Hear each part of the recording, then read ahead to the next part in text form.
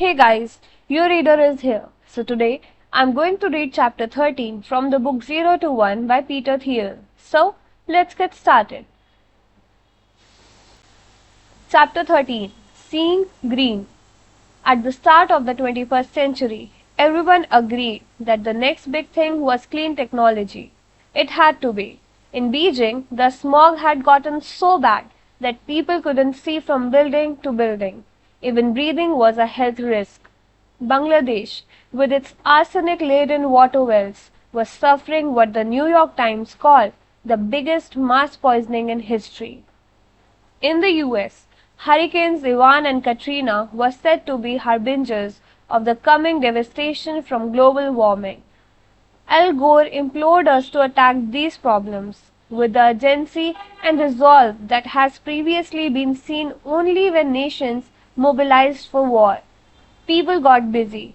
Entrepreneurs started thousands of clean tech companies, and investors poured more than $50 billion into them. So began the quest to cleanse the world. It didn't work. Instead of a healthier planet, we got a massive clean tech bubble. Solyndra is the most famous green ghost, but most clean tech companies met similarly disastrous ends. More than 40 solar manufacturers went out of business or filed for bankruptcy in 2012 alone. The leading index of alternative energy companies shows the bubble's dramatic deflation. Why did clean tech fail?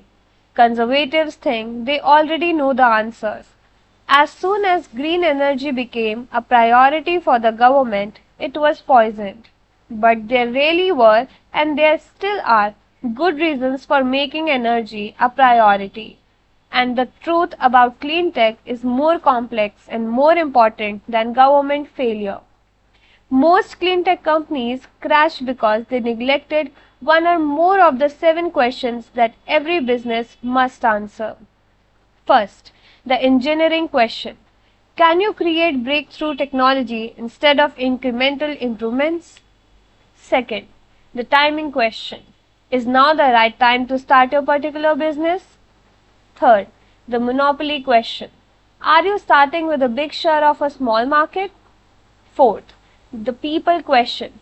Do you have the right team? Fifth, the distribution question. Do you have a way to not just create but deliver your product? The durability question. Sixth, will your market position be defensible 10 and 20 years into the future? Seventh, the secret question. Have you identified a unique opportunity that others don't see? We have discussed these elements before. Whatever your industry, any great business plan must address every one of them. If you don't have good answers to these questions, you will run into lots of bad luck and your business will fail. If you nail all 7, you will master fortune and succeed. Even getting 5 or 6 correct might work. But the striking thing about the clean tech bubble was that people were starting companies with 0 good answers, and that meant hoping for a miracle.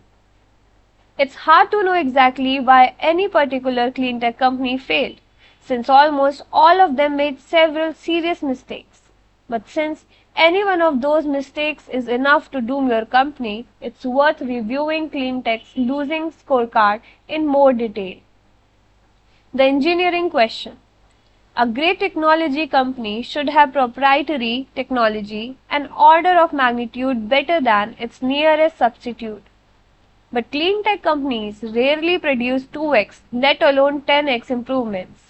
Sometimes their offerings were actually worse than the products they sought to replace. Solyndra developed novel cylindrical solar cells, but to a first approximation, cylindrical cells are only 1 by pi as efficient as flat ones. They simply don't receive as much direct sunlight. The company tried to correct for this deficiency by using mirrors to reflect more sunlight to hit the bottoms of the planet.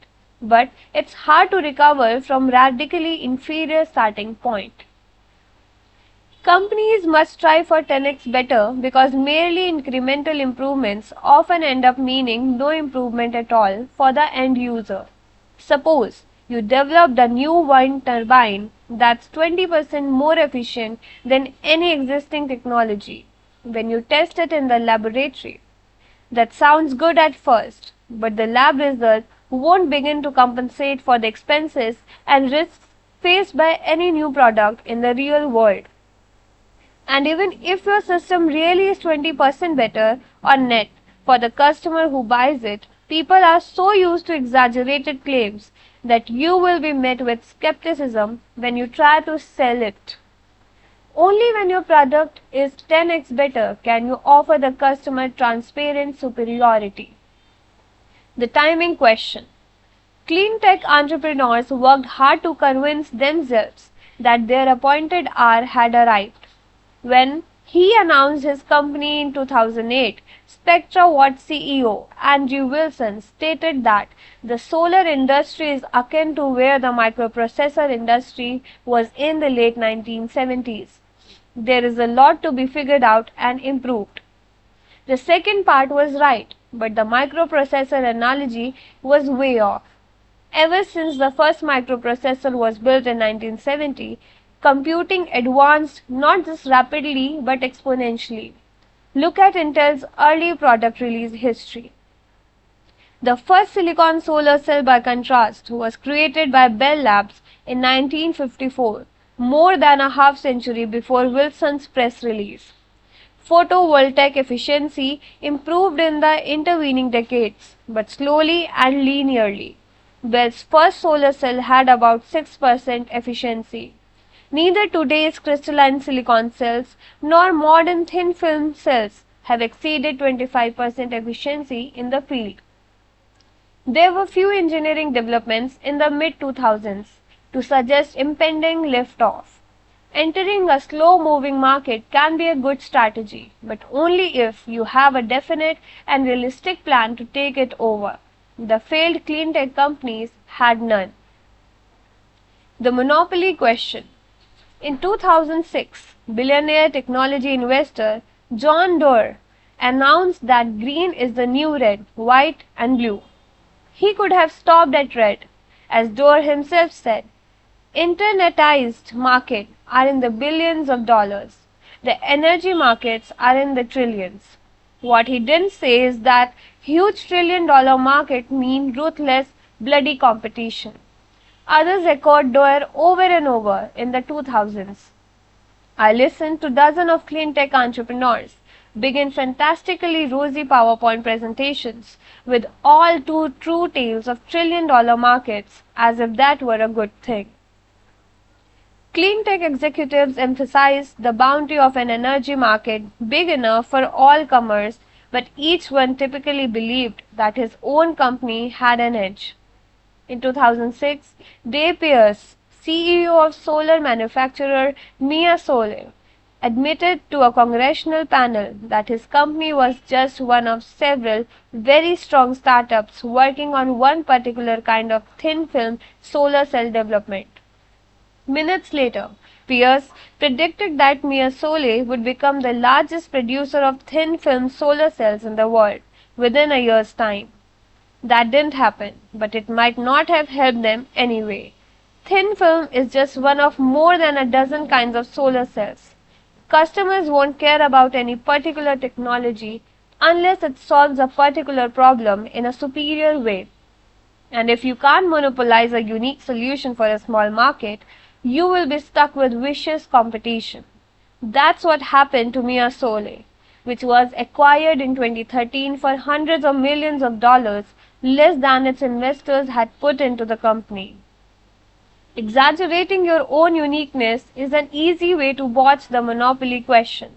Suppose you are running a solar company that's successfully installed hundreds of solar panel systems with a combined power generation capacity of 100 megawatts. Since total US solar energy production capacity is 950 megawatts, you own 10.53% of the market. Congratulations, you'll tell yourself you are a player. But what if the US solar energy market isn't the relevant market? What if the relevant market is the global solar market with a production capacity of 18 gigawatts? Your 100 megawatts now makes you a very small fish indeed. Suddenly you own less than 1% of the market. And what if the appropriate measure isn't global solar, but rather renewable energy in general?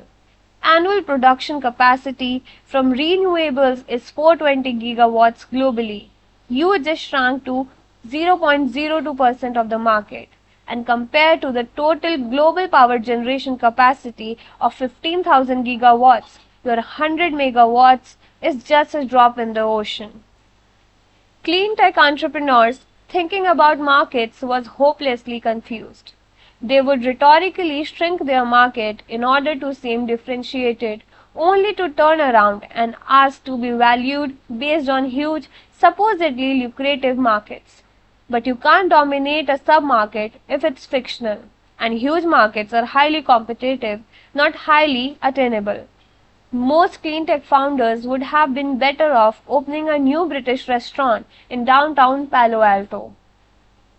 The people question. Energy problems are engineering problems, so you would expect to find nerds running clean tech companies.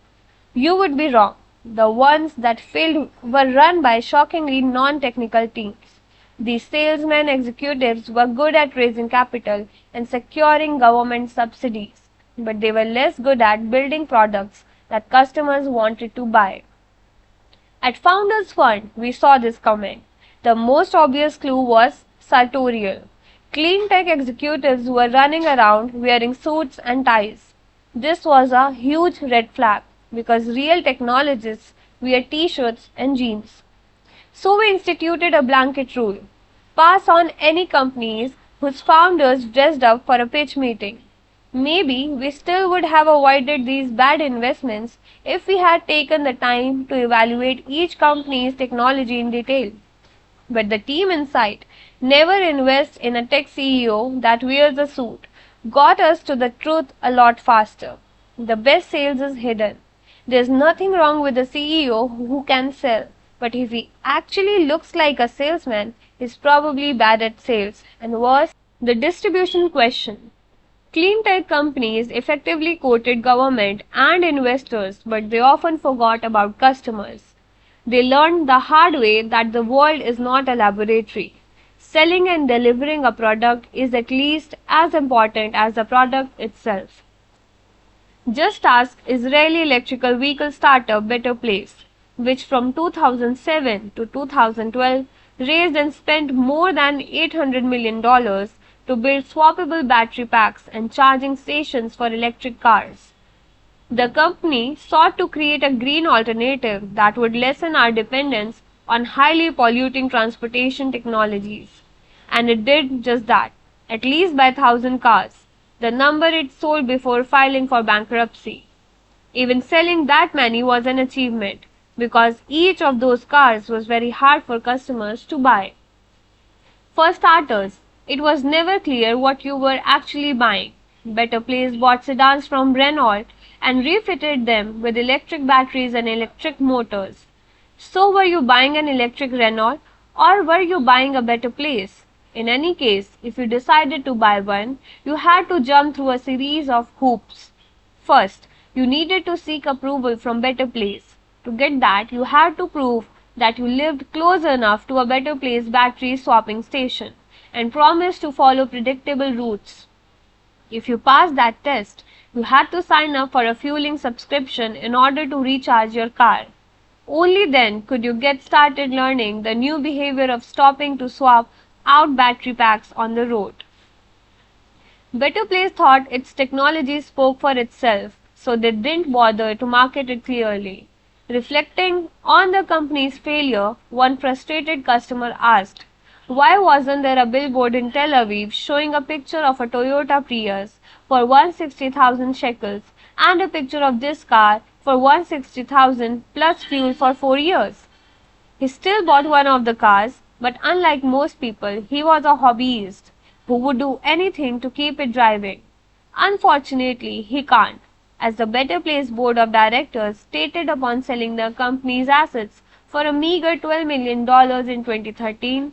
The technical challenges we overcame successfully. but the other obstacles we were not able to overcome. The durability question. Every entrepreneur should plan to be the last mover in her particular market. This starts with asking yourself, what will the world look like 10 and 20 years from now? And how will my business fit in? Few clean tech companies had a good answer. As a result, all their obituaries resemble each other.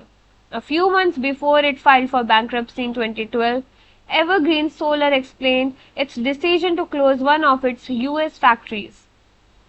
Solar manufacturers in China have received considerable government and financial support. Although our production costs are now below originally planned levels and lower than most Western manufacturers, they are still much higher than those of our low-cost competitors in China. But it wasn't until 2012 that the Blame China chorus really exploded. Discussing its bankruptcy filing, US Department of Energy backed Abound Solar blamed aggressive pricing actions from Chinese solar panel companies that made it very difficult for an early-stage startup company to scale in current market conditions. When solar panel maker Energy Conversion Devices failed in February 2012, it went beyond blaming China in a press release and filed a $950 million lawsuit against three prominent Chinese solar manufacturers, the same companies that Solindra's trustees in bankruptcy sued later that year on the grounds of attempted monopolization, conspiracy, and predatory pricing. But was competition from Chinese manufacturers really impossible to predict? Clean tech entrepreneurs would have done well to rephrase the durability question and ask, what will stop China from wiping out my business? Without an answer, the result shouldn't have come as a surprise. Beyond the failure to anticipate competition in manufacturing the same green products, clean tech embraced misguided assumptions about the energy market as a whole. An industry premised on the supposed twilight of fossil fuels was blindsided by the rise of fracking. In 2000, just 1.7% of America's natural gas came from frackled shale. 5 years later, that figure had climbed to 4.1%. Nevertheless, nobody in clean tech took this trend seriously. Renewables were the only way forward. Fossil fuels couldn't possibly get cheaper or cleaner in the future, but they did. By 2013, shale gas accounted for 34% of America's natural gas, and gas prices had fallen more than 70% since 2008, devastating most renewable energy business models. Fracking may not be a durable energy solution either, but it was enough to doom clean tech companies that didn't see it coming. The secret question. Every clean tech company justified itself with conventional truths about the need for a cleaner world. They deluded themselves into believing that an overwhelming social need for alternative energy solutions implied an overwhelming business opportunity for clean tech companies of all kinds. Consider how conventional it had become by 2006 to be bullish on solar. That year, President George W. Bush heralded a future of solar roofs that will enable the American family to be able to generate their own electricity. Investor and clean tech executive Bill Gross declared that the potential for solar is enormous.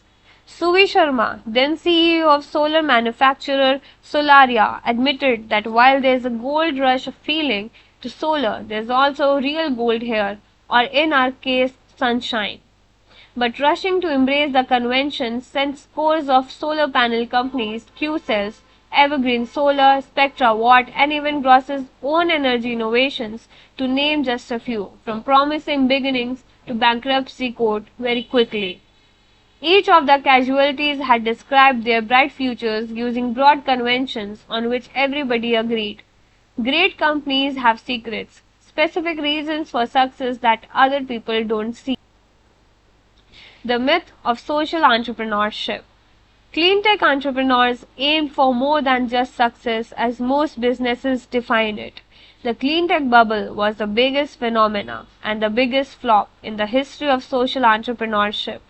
This philanthropic approach to business starts with the idea that corporations and non-profits have until now been polar opposites. Corporations have great power, but they're shackled to the profit motive. Non-profits pursue the public interest, but they are weak players in the wider economy. Social entrepreneurs aim to combine the best of both worlds and do well by doing good. Usually, they end up doing neither. The ambiguity between social and financial goals doesn't help, but the ambiguity in the word social is even more of a problem. If something is socially good, is it good for society or merely seen as good by society? Whatever is good enough to receive applause from all audiences can only be conventional, like the general idea of green energy. Progress isn't held back by some difference between corporate greed and non-profit goodness. Instead, we're held back by the sameness of both. Just as corporations tend to copy each other, non-profits all tend to push the same priorities. Clean tech shows the result. Hundreds of undifferentiated products, all in the name of one overboard goal. Doing something different is what's truly good for society, and it's also what allows a business to profit by monopolizing a new market. The best projects are likely to be overlooked, not trumpeted by a crowd. The best problems to work on are often the ones nobody else even tries to solve. Tesla, 7 for 7. Tesla is one of the few clean tech companies started last decade to be thriving today. They rode the social buzz of clean tech better than anyone, but they got the 7 questions right, so their success is instructive. Technology. Tesla's technology is so good that other car companies rely on it. Daimler uses Tesla's battery packs, Mercedes-Benz uses a Tesla powertrain, Toyota uses a Tesla motor, General Motors has even created a task force to track Tesla's next moves. But Tesla's greatest technological achievement isn't any single part of or component, but rather its ability to integrate many components into one superior product. The Tesla Model S sedan, elegantly designed from end to end, is more than the sum of its parts. Consumer Reports rated it higher than any other car ever reviewed, and both Motor Trend and Automobile magazines named it their 2013 Car of the Year. Timing. In 2009, it was easy to think that the government would continue to support clean tech. Green jobs were a political priority. Federal funds were already earmarked, and Congress even seemed likely to pass cap and trade legislation. But where others saw generous subsidies that could flow indefinitely, Tesla CEO Elon Musk rightly saw a one-time only opportunity. In January 2010, about a year and a half before Solyndra imploded under the Obama administration and politicized the subsidy question, Tesla secured a $465 million loan from the US Department of Energy. And a $500 million subsidy was unthinkable in the mid-2000s. It's unthinkable today. There was only one moment where that was possible, and Tesla played it perfectly. Monopoly. Tesla started with a tiny submarket that it could dominate, the market for high-end electric sports cars. Since the first Roadster rolled off the production line in 2008, Tesla sold only about 3,000 of them, but at $109,000 apiece. That's not trivial. Starting small allowed Tesla to undertake the necessary R&D to build a slightly less expensive Model S. And now Tesla owns the luxury electrical sedan market too. They sold more than 20,000 sedans in 2013, and now Tesla is in prime position to expand to broader markets in the future. Team. Tesla's CEO is the consummate engineer and salesman, so it's not surprising that he's assembled a team that's very good at both. Elon describes his staff this way: if you're at Tesla, you're choosing to be at the equivalent of special forces. There's the regular army, and that's fine, but if you're working at Tesla, you're choosing to stay. Distribution. Most companies underestimate distribution, but Tesla took it so seriously that it decided to own the entire distribution chain. Other car companies are beholden to independent dealerships. Ford and Hyundai make cars, but they rely on other people to sell them. Tesla sells and services its vehicles in its own stores. The upfront costs of Tesla's approach are much higher than traditional dealership distribution, but it affords control over the customer experience, strengthens Tesla's brand, and saves the company money. Durability. Tesla has a head start and it's moving faster than anyone else. And that combination means its lead is set to widen in the years ahead. A coveted brand is the clearest sign of Tesla's breakthrough. A car is one of the biggest purchasing decisions that people ever make, and consumers' trust in that category is hard to win. And unlike every other car company, at Tesla the founder is still in charge, so it's not going to go ease off anytime. Secrets. Tesla knew that fashion drove interest in clean tech. Rich people especially wanted to appear green, even if it meant driving a boxy Prius or clunky Honda Insight. Those cars only made drivers look cool by association with the famous, eco-conscious movie stars who owned them as well. So Tesla decided to build cars that made drivers look cool, period. Leonardo DiCaprio even ditched his Prius for an expensive looking Tesla Roadster. While generic clean tech companies struggled to differentiate themselves, Tesla built a unique brand around the secret that clean tech was even more of a social phenomena than an environmental imperative. Energy 2.0. Tesla's success proved that there was nothing inherently wrong with clean tech. The biggest idea behind it is right. The world really will need new sources of energy. Energy is the master resource. It's how we feed ourselves, build shelter, and make everything we need to live comfortably. Most of the world dreams of living as comfortably as Americans do today, and globalization will cause increasingly severe energy challenges unless we build new technology. There simply aren't enough resources in the world to replicate old approaches or redistribute our way to prosperity. Clean tech gave people a way to be optimistic about the future of energy. But when indefinitely optimistic investors betting on the general idea of green energy funded clean tech companies that lacked specific business plans, the result was a bubble.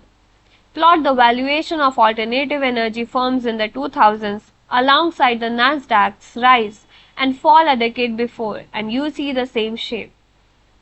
The 1990s had one big idea: the internet is going to be big. But too many internet companies had exactly that same idea and no others. An entrepreneur can't benefit from macro scale insight unless his own plans begin at the micro scale. Clean tech companies face the same problem, no matter how much the world needs energy. Only a firm that offers a superior solution for a specific energy problem can make money. No sector will ever be so important that merely participating in it will be enough. The tech bubble was far bigger than clean tech and the crash even more painful. But the dream of the 90s turned out to be right. Skeptics who doubted that the internet would fundamentally change publishing or retail sales or everyday social life looked prescient in 2001. But they seemed comically foolish today. Could successful energy startups be founded after the clean tech crash just as Web 2.0? Startups successfully launched amid the debris of the dot-coms. The macro need for energy solutions is still real, but a valuable business must start by finding a niche and dominating a small market. Facebook started as a service for just one university campus before it spread to other schools and then the entire world. Finding small markets for energy solutions will be tricky. You could aim to replace diesel as a power source for remote islands, or maybe build modular reactors for quick deployment at military installations in hostile territories. Paradoxically, the challenge for the entrepreneurs who will create Energy 2.0 is to think small. This ends chapter 13, the second last chapter from the book 0 to 1, and I'll meet you in the next video for chapter 14. Till then, stay tuned. And if you really liked my reading, please like, subscribe and share.